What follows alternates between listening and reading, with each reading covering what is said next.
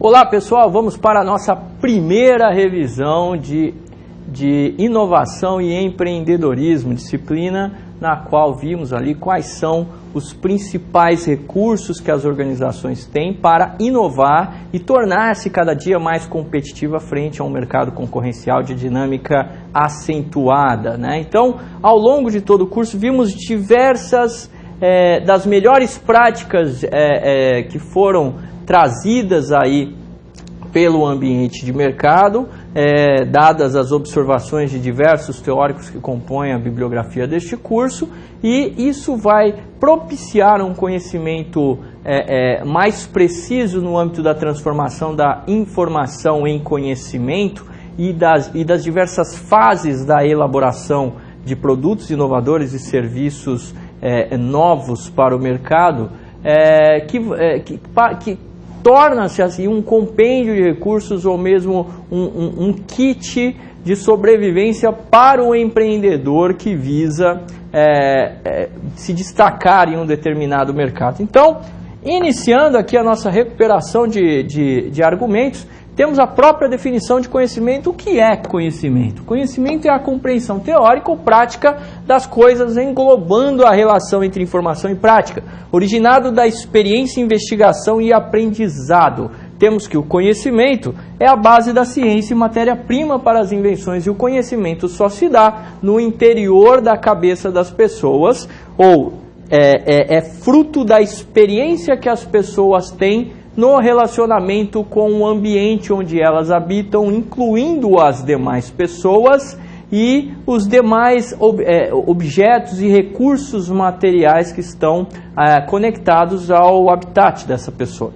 Esta pessoa só terá o conhecimento através da interação com outras pessoas, pela absorção de informações que lhe são enviadas das mais variadas formas possíveis. Porque falamos aqui que o conhecimento é muito importante para a questão da inovação. E o que seria a inovação em si? Por definição, é o uso do conhecimento para o desenvolvimento de tecnologias, produtos e práticas, levando em conta sua apresentação e disseminação na sociedade. Significa dizer que a inovação ela está diretamente ligada ao conhecimento, porque é do conhecimento que surgem práticas novas, práticas que se destacam em relação às aplicações usuais de determinadas tecnologias. A inovação implica em uma dimensão social da aplicação do conhecimento, que significa é necessário que haja uma aplicação prática daquilo que foi estabelecido num campo teórico, ok? Bem, ainda avançando, sabemos que a inovação ela é bastante necessária, mas ela pode ocorrer no âmbito de empresas estabelecidas e de novas empresas, e que para que ela ocorra é necessário um movimento motivador.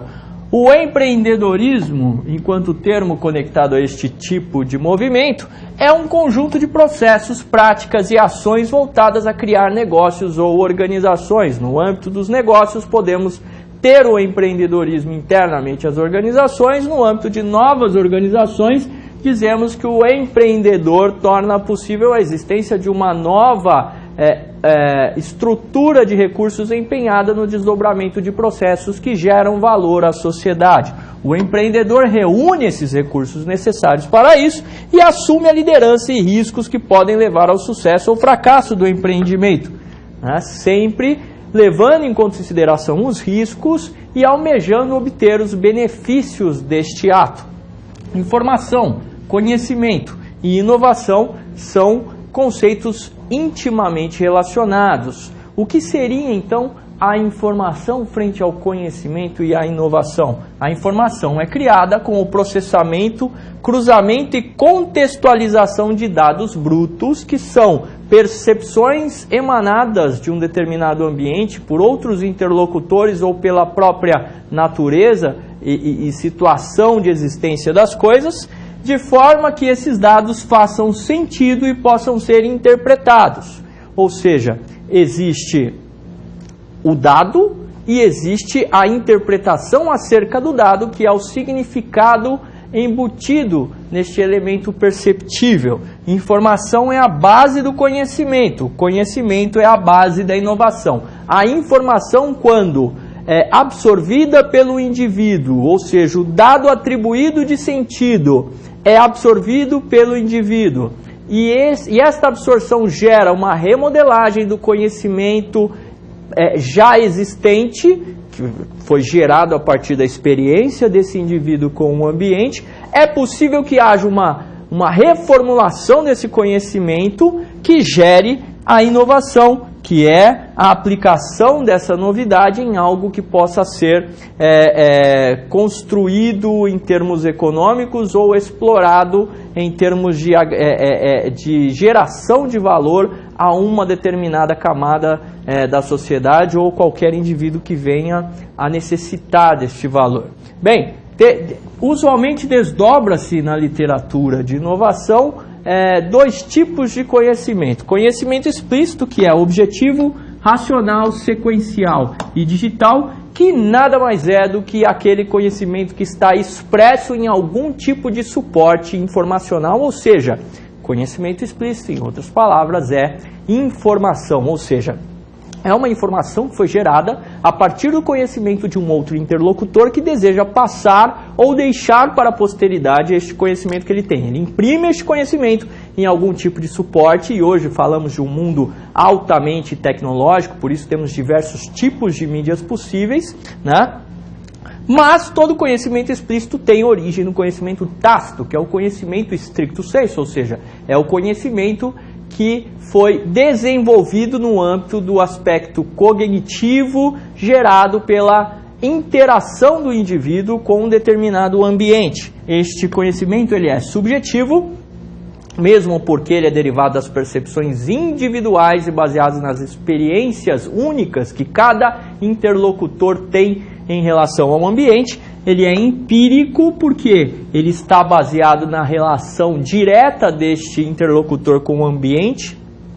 Ele é simultâneo, ele existe a todo tempo, né? E ele é prático, ou seja, ele é passível de ter uma aplicação direta daquele interlocutor na transformação de algum elemento da natureza.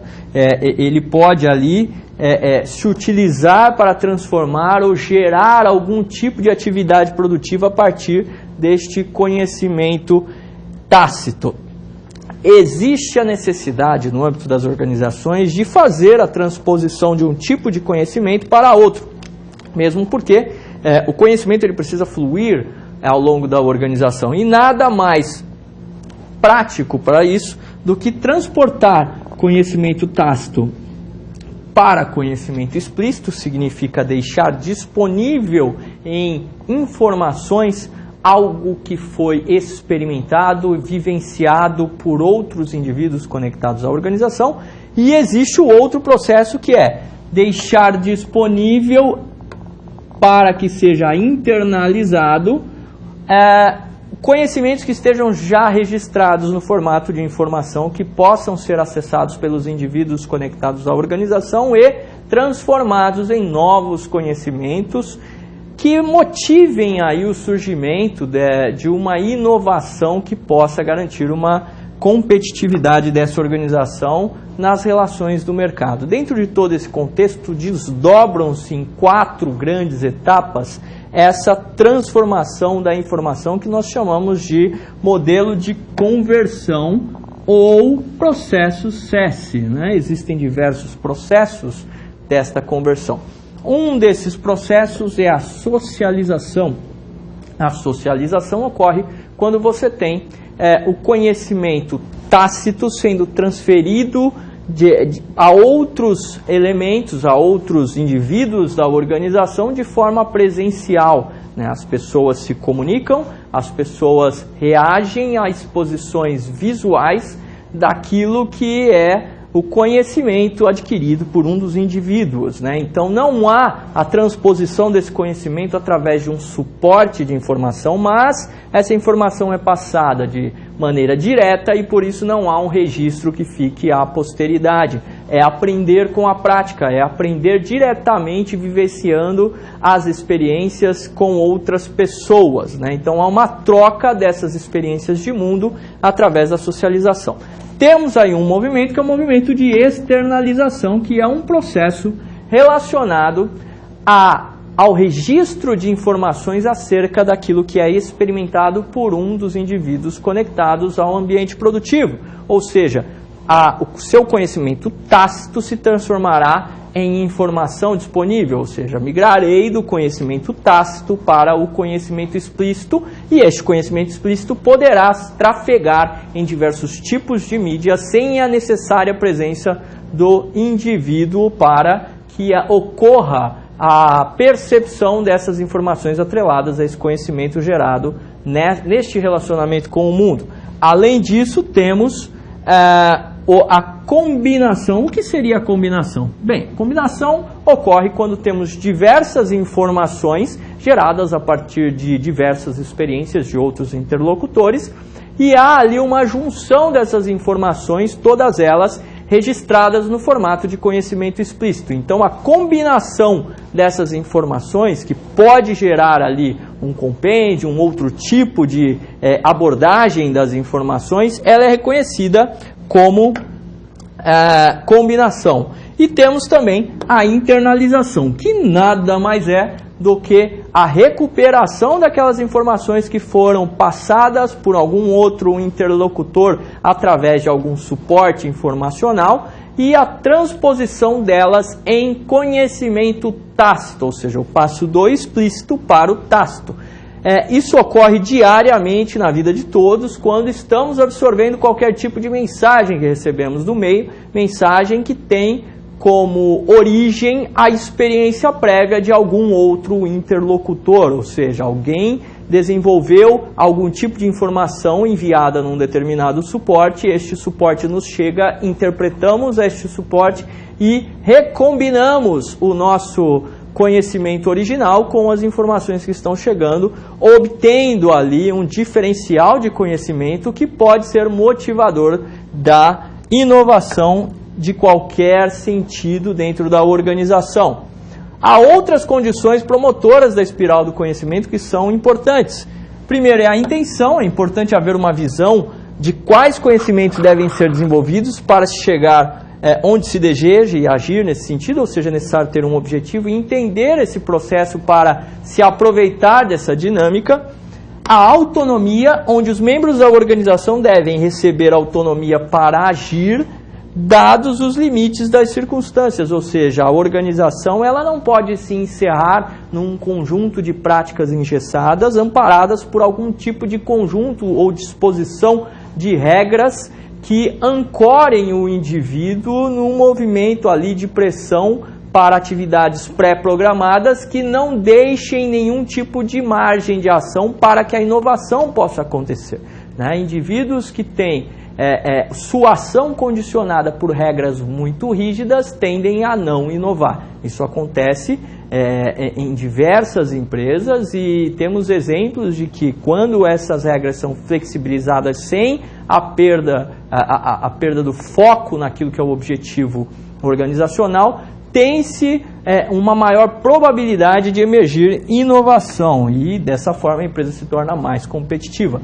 Além disso, temos a flutuação e caos criativo, que é a quebra do estado de conforto através da introdução de mudanças no ambiente externo ou geradas internamente de propósito, ou seja, fazer com que as pessoas saiam da mesmice de sua região de conforto e enfrentem novos desafios, ainda que isso possa parecer, num primeiro olhar, bastante desesperador para quem está acostumado a uma vida já tranquila dentro da organização. A rotação estratégica das pessoas para que desempenhem diferentes atividades também evita a acomodação e é uma prática bastante utilizada em empresas inovadoras. Redundância é a sobreposição ou duplicação consciente da informação na organização, atividade de negócio e responsabilidades gerenciais. Essa redundância permite que múltiplos pontos de vista possam ser considerados, ou seja, é mais informação contribuindo para o implemento do fluxo informacional e, com isso, o aumento das condições que levam à inovação. A redundância nos leva a um outro conceito de variedade de requisitos. É necessário manter uma diversidade interna de pensamentos e atividades nas organizações que vá terminar ali na aceitação de outros pontos de vista a respeito de problemas que se estabelecem em processos típicos da organização. Para isso, deve ser permitido o amplo acesso a informações para que haja o acesso e a orientação de perspectivas diferentes a respeito dessas informações, com combinações diferenciadas que chegam a conhecimentos diferenciados. Mesmo que haja conflitos de ideias, o resultado é sempre a geração de maior conhecimento para a informação, e isso acaba chegando a uma maior probabilidade de surgir a inovação tão ansiada para a competitividade. E o que é inovação dentro desse contexto? Mais uma vez, inovação, segundo o Manual de Oslo, é a ação de trazer novos processos, produtos e serviços ao mercado, de forma que forneçam melhorias e sejam significativamente diferentes daqueles já existentes, ou seja, a inovação traz uma condição diferenciada para a interpretação do mercado acerca de um produto ou serviço qualquer que já estava lá disponível, né? Ou mesmo ela traz a quebra de um paradigma acerca de uma modalidade inteira de consumo, uma modalidade inteira de relacionamento com algum tipo de mercado. São as inovações de tipo de negócio, inovações usualmente bastante disruptivas, né? Outros termos associados: a descoberta, que é a revelação de algo novo, não é criado por alguém, mas algo que já existia e não havia sido percebido ou compreendido. Usualmente é uma interpretação de algum tipo de fenômeno natural ou de alguma dinâmica naturalmente estabelecida entre os diferentes elementos que compõem uma categoria de análise de algum objeto que está sendo estudado, né? E que a partir de então consegue ser enxergada de uma outra forma, e esta outra forma propicia a sua exploração em termos de um produto ou serviço a ser fornecido. São exemplos de descobertas a eletricidade, tá? A estrutura do átomo ou a existência e a ação de vírus e bactérias. Usualmente descobertas impactam aquele conhecimento que já estava previamente registrado acerca de alguma coisa, quebrando todo um paradigma sobre como tratar aquele determinado tema. Além disso, temos o conceito de invenção. O conceito de invenção sempre é confundido com inovação, mas se trata de criação de algo novo, que não possui aplicação final direta, sem ser incorporado em produtos ou processos. Ou seja, o motor do carro, que é uma parte integrante do carro, mas não é o carro, é uma parte tão relevante que propicia a própria existência do carro, mas não é o carro. O transistor, que podemos dizer tem a mesma relação quando observada a tecnologia da informação. Não fosse o transistor, não teríamos o desenvolvimento de todo esse aparato tecnológico aos moldes que temos hoje. Antes do transistor tínhamos as válvulas, e isso, aquela tecnologia impedia o avanço que atingimos atualmente após o transistor. E o próprio microprocessador, né? O microprocessador permitiu que chegássemos ao nível de desenvolvimento da TI, o qual chegamos hoje. Por fim, temos a inovação. Depois da invenção, a inovação, que é a transposição de invenções para o seu uso prático, né?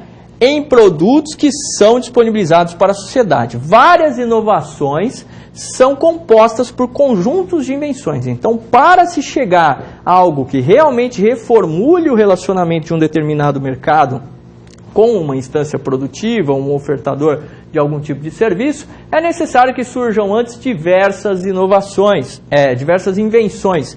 Por exemplo, o computador, o telefone, o automóvel e o smartphone. São todos exemplos de inovações que se apoiaram em invenções prévias, tá? Que foram apropriadas numa dinâmica de combinação que levou à existência de um novo produto. Tem algumas classificações bastante usuais acerca de inovação, como, por exemplo, inovações incrementais, que são baseadas em pequenas melhorias em relação a produtos, serviços e processos já existentes, e tem as inovações radicais, que são aquelas que trazem melhorias ou modificações significativas, criando novos mercados ou modificando os existentes. Existem diversas características conectadas a cada uma delas. As incrementais demandam de menos esforços da organização no relacionamento com o mercado, já as radicais necessitam de um esforço maior para que esse mercado compreenda a aplicabilidade daquele novo tipo de inovação. E temos também as disruptivas, que são inovações que modificam amplamente a estrutura dos mercados, né? Partindo para uma nova base de competição, partindo pela emergência de novos agentes, a reformulação de toda uma estrutura de poder que existe dentro de um determinado mercado, através de uma inovação que quebra todos os paradigmas daquele setor, né? Bem, temos também a classificação de modelos que que se desdobram em inovação, que são os processos de inovação. Primeiro temos o modelo empurrado pela tecnologia, que é o Technology Push, né, como é chamado por quase todos os teóricos do mundo. O modelo empurrado, então, pela tecnologia, ele tem um processo parecido com aquele que se inicia a partir da pesquisa básica na universidade, ou seja, descreve o processo que é originado a partir de uma descoberta e invenção, para o qual se procura uma oportunidade de desenvolvimento de produto, serviço ou processo que seja comercializável. Então, a partir de uma pesquisa básica, surge ali algum tipo de incremento que possa fazer sentido, chega-se a uma invenção que possa fazer sentido em termos de mercado, né? Ou seja, não existia como intenção original a exploração econômica, talvez existisse ali uma percepção de que era possível reconhecer melhor um determinado fenômeno, mas origina-se na pesquisa básica e vai se desdobrando esta inovação até chegar em algum tipo de modelo comercializável. Usualmente, esse modelo linear de inovação, através do Technology Push, ele parte da pesquisa básica, então vai para a pesquisa aplicada, para o desenvolvimento, para a produção e comercialização, finalmente chegando ao mercado, né? O que significa dizer que, quando ainda está na fase de pesquisa básica, é muito difícil identificar claramente como é que esta tecnologia chegará ao mercado. Muitas vezes não se sabe para que servirá aquilo, entretanto encapsula-se ali aquele conjunto de conhecimentos adquiridos e é possível aplicá-los posteriormente em algo que vai fazer sentido no âmbito de competitividade das organizações. Um outro modelo que possui aí a formatação inversa é o de Market Pull.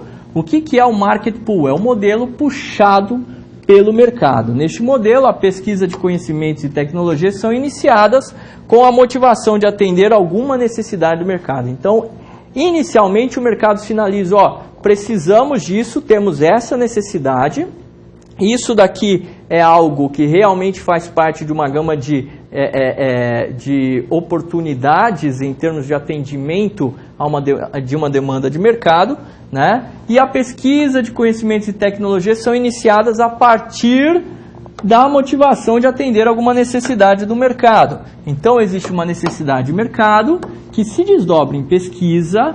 Esta pesquisa tem um determinado desenvolvimento que acaba chegando a uma implementação, ou seja, é possível se desenvolver todo um processo de entrega de valor com um produto palatável ao mercado e, finalmente, esta tecnologia chega ao mercado ou é difundida para todas as bases consumidoras deste tipo de produto ou serviço.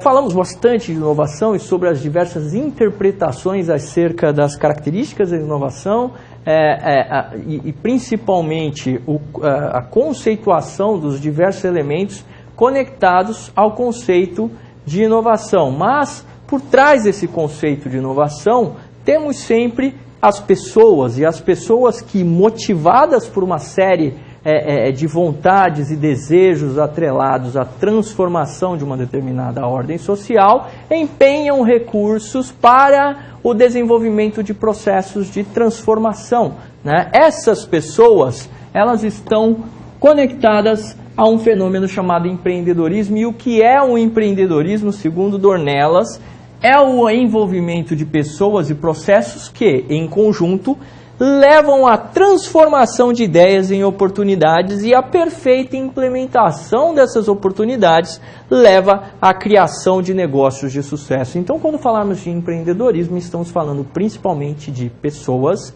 e transformação. Transformação de mercados, transformação de relações de consumo, transformação de perspectivas de valor acerca dos diversos tipos de produtos e serviços que estão disponíveis em um determinado mercado. Nos tipos de empreendedorismo, temos ali um dos mais característicos, que é o extraempreendedorismo. O que é o extraempreendedorismo? É o tipo ao qual os termos empreendedorismo e empreendedor originalmente se aplicavam. Trata-se das pessoas que identificam oportunidades, reúnem recursos e trabalham a criação de novas empresas. Então, o extraempreendedorismo é aquele baseado na ação direta do empreendedor com um determinado mercado para formatar os relacionamentos dos indivíduos que ocupam este mercado com aquilo que é ofertado em termos de recursos, em termos de valor, por uma nova organização que vai ali estabelecer algum tipo de relacionamento com este ambiente, ok? Então, o extraempreendedorismo é baseado em empresas novas, enquanto o intraempreendedorismo é relacionado ao empreendedor que está empregado em uma empresa, ou seja, ele já faz parte de uma organização constituída, atuando como líder de projeto ou no lançamento de novos produtos, ou seja, ele empreende ainda que esteja alocado em uma organização do qual o capital não lhe é pertencente. O que a diferencia dos outros chefes ou líderes é a sua posição de liderança para a criação de implementação de inovações dentro de uma empresa, né? Neste conceito, ele acaba disputando a posição dele com diversos concorrentes internos da organização, e por isso existe toda uma questão relacionada às relações humanas estabelecidas no ambiente de trabalho que cabem uma tratativa relacionada a este tema. Ele é ainda um conceito que surgiu mais tardiamente por conta da necessidade das organizações de terem indivíduos que transformam os seus processos. Porque as organizações, quando pautam a ação dos seus indivíduos por severas regras, elas escapam um pouco da temática necessária de inovação para a sua manutenção no mercado. Existem algumas oportunidades de inovação que vão surgindo na atuação da organização no relacionamento com o mercado. Primeiro é o inesperado, né?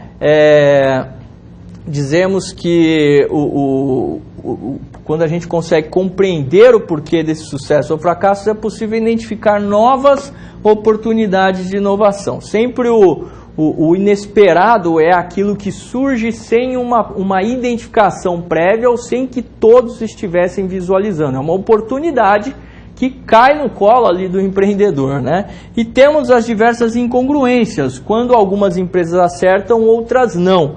A análise dessas incongruências geram ideias para inovação, ou seja, observando o que é que algumas empresas fizeram de certo e outras fizeram de errado, é possível chegar à determinação do que pode ou não funcionar em termos de oportunidade. Além disso, há a oportunidade relacionada às necessidades de processo, ou seja, fraquezas podem ser modificadas para se transformarem em forças do negócio. Significa remodelar o processo para atingir de forma mais objetiva aquilo que é esperado pela organização. Além disso, existem oportunidades da estrutura de indústria de mercados, que são mudanças das dinâmicas estabelecidas que podem apresentar novas oportunidades, ou seja, tem a ver com os interlocutores, tem a ver com a relação estabelecida entre os agentes e um determinado mercado em que atuam. Além disso, existem oportunidades relacionadas à demografia, onde mudanças demográficas podem gerar muitas oportunidades de negócio. Isso tem a ver com fluxos migratórios, com condições específicas de uma determinada região, enfim, tudo que tem a ver com uma cercania geográfica estabelecida. Entre outras oportunidades, temos as mudanças de percepção, onde a população muda os seus pensamentos e comportamentos com o tempo, e isso acontece a todo tempo, principalmente devido às mudanças culturais sempre impulsionadas pelos adendos tecnológicos, pela mudança de base tecnológica, principalmente no âmbito da comunicação, e existem também os novos conhecimentos que trazem tendência como uma onda de oportunidades para a inovação. Bem, ficamos por aqui e até mais.